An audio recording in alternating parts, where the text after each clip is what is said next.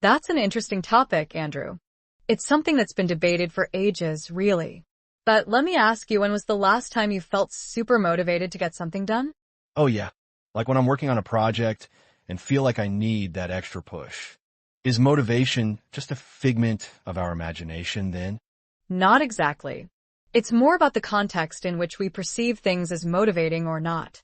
For example, if you're really into photography, snapping pictures might motivate you to get out early and shoot sunrise photos. Got it. So, it's all about what interests us, right? And sometimes that interest isn't always there. Exactly. It's like the difference between saying I have to go to work versus I can't wait to see what new clients we'll get today.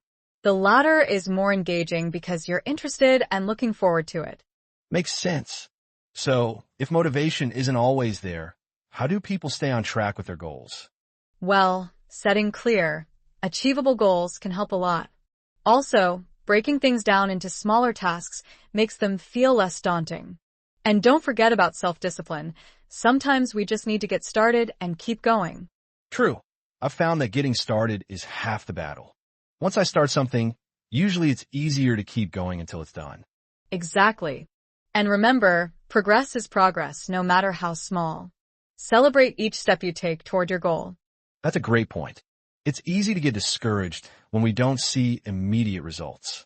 But little wins add up over time. Absolutely. And sometimes, just taking care of yourself, getting enough sleep, eating well, and moving around can boost your energy levels and help you tackle tasks more effectively. That's true. Self-care can be a big motivator in itself. It's like recharging the battery before diving back into work. Spot on. So maybe we should think of motivation as an ongoing process rather than something that magically appears when needed. Yeah, I like that perspective. Thanks for this chat, Ava. You always have great insights. Anytime, Andrew. Let's keep these conversations going and share our thoughts. Hey everyone, welcome back to the show. Today we're tackling a really interesting and potentially controversial idea.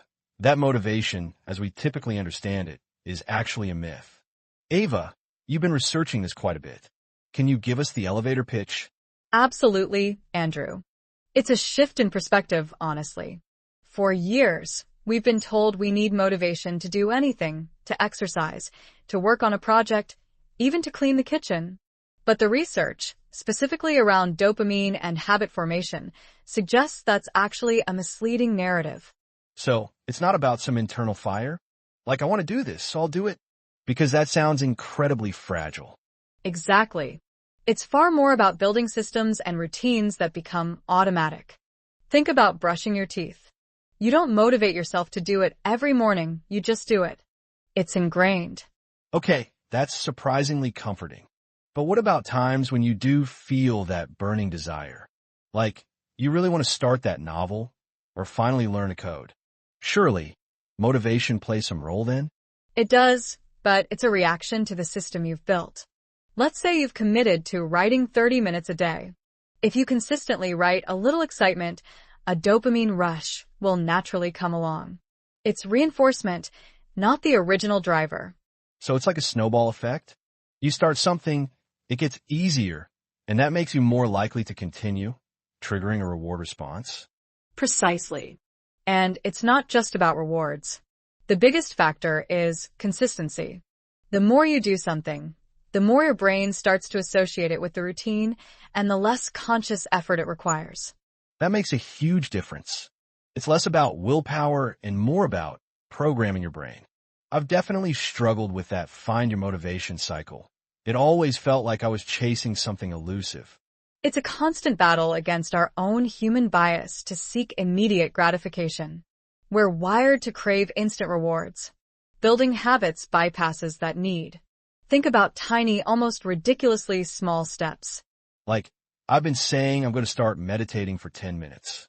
I'm full of motivation today, but I know that fades. If I focus on just sitting on my cushion for 5 minutes every day. Exactly. 5 minutes is far less daunting than 10. It's about building the habit first, allowing the feeling of accomplishment and that dopamine response to naturally follow. That's brilliant. So, instead of fighting against a perceived lack of motivation, We should be focusing on creating the conditions for automatic behavior. Absolutely. And don't beat yourself up if you miss a day. Just get back to the system. The goal isn't to feel motivated. It's to just do. It's a really powerful reframing. It almost feels kinder to yourself. Instead of judging your lack of motivation, you're acknowledging the system you've built. It's about shifting from a willpower-based approach to a systems-based one. And ultimately, it's about designing your life to be more sustainable and enjoyable. Well, Ava, this has been incredibly insightful. I think we've all got a lot to think about. Thanks so much for sharing your research with us. Where can people learn more about your work? You can find me on social media handle, and my website is website address. I've got a free guide on building simple habits. I've always been fascinated by the idea of motivation. We're told that if we just want it enough, we can achieve anything. Ava, that's a classic trope, but is it really that simple? I think motivation is overrated. Andrew, really? I feel like it's what gets us out of bed in the morning and drives us to succeed. Ava, but what about people who don't feel motivated? What about those who are just going through the motions? Andrew, that's a good point. Maybe motivation isn't the driving force behind our actions, but rather habit or necessity. Ava, exactly. And it's not like we can just will ourselves into motivation. It's a complex thing that's influenced by so many factors. Andrew, like what? Our upbringing, environment, genetics, it's all too much to overcome with just motivation alone. Ava, that's right. And let's not forget about the psychological concept of habituation. When we do something repeatedly, it becomes automatic without us even realizing it.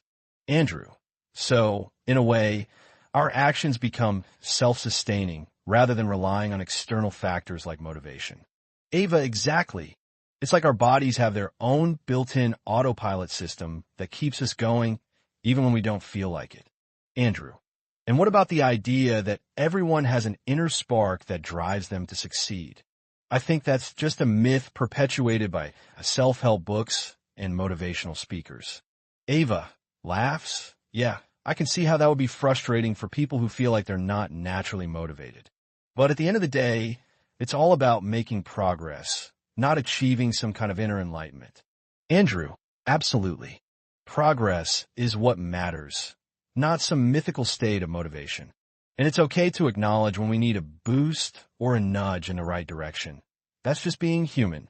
Ava, laughs? Well said, Andrew.